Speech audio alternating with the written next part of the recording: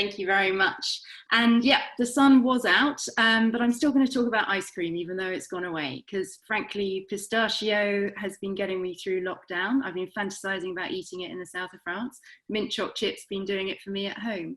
And in the spirit of competitions, I'd love you to tweet me what your favorite flavor is, as a bit of an experiment, because the reality is everybody likes a different flavor of ice cream, and that can vary on mood as well.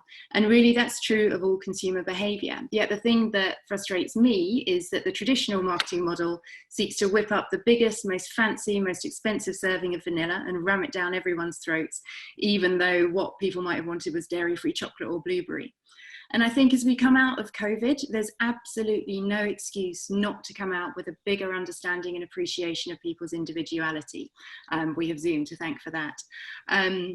But, you know, and this is my simple point, you know, I would love us, people, brands, agencies to come out of this giving people's individuality and reality the respect and the attention that it really deserves. And, you know, brands and agencies need to start thinking with a new relevance about, you know, their audiences and how they work. And social media platforms are obviously key to us delivering that, because they let us understand the consumer's behavior, they understand how people are in their context, in their culture, and their real world behavior. Three things that are really, really overlooked. So simply put, make lots and lots and lots of content, try out lots of different flavors of ice cream on different people, find out who likes what, read the signals of what's working, what's engaging them, what's not, and then scale up into big ideas, because that's how you can figure out how to be the most relevant to the most amount of people.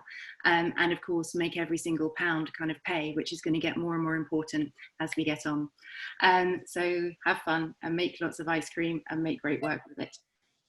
Wow, Sarah, thank you so much. You just did it in time. Thank you so much. We've got a few, well, I say a few, got hundreds of questions pouring in, but I'm going to pick a few. We've got 3 minutes or so let's do these questions. Question here from Anthony says, what brands have you been most impressed with over the last few months and how they've behaved?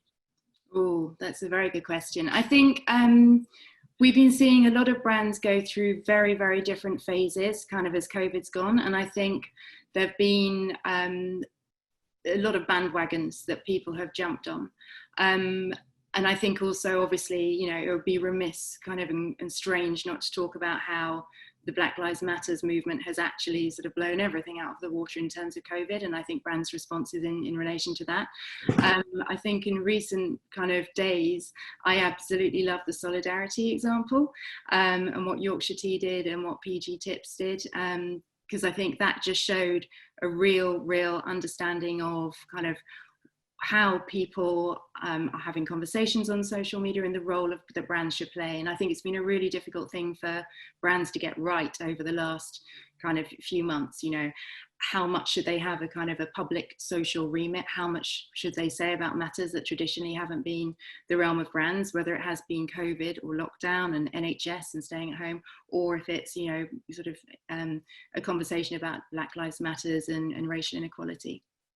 Fantastic. We've got a question here from Kat, moving very fast, who asks, Kat, one of our columnists actually, how can brands engage with Gen Z as the next generation of consumer?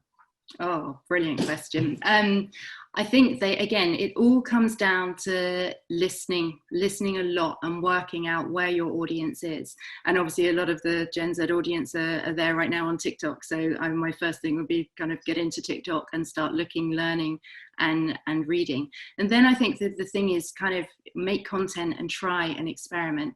You've got to have something that is true, authentic, genuine, that comes from knowing what your brand is and how you want to actually speak to them. But I think brands have to get out there and they have to start kind of dipping their toe in the water and finding out what resonates with who. And I think also on Gen Z, it's kind of don't just treat them all as one great big Gen Z kind of mass. Obviously, there are, you know, hundreds and hundreds of different kind of groups, cohorts we call them, kind of who make up that audience as well. So, you know, again, don't fall into the trap of thinking they're all the same in the same way. Kind of it took everyone decades to work out that millennials were not all the same.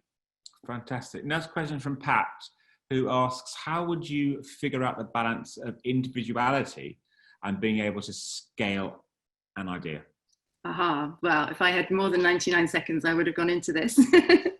I think, you know, what we like to do and the way we kind of approach it is if you start small with kind of hundreds and hundreds of pieces of content against different audiences, you go through and you work out what's working and what is worth putting more money behind and investing sort of greater ideas.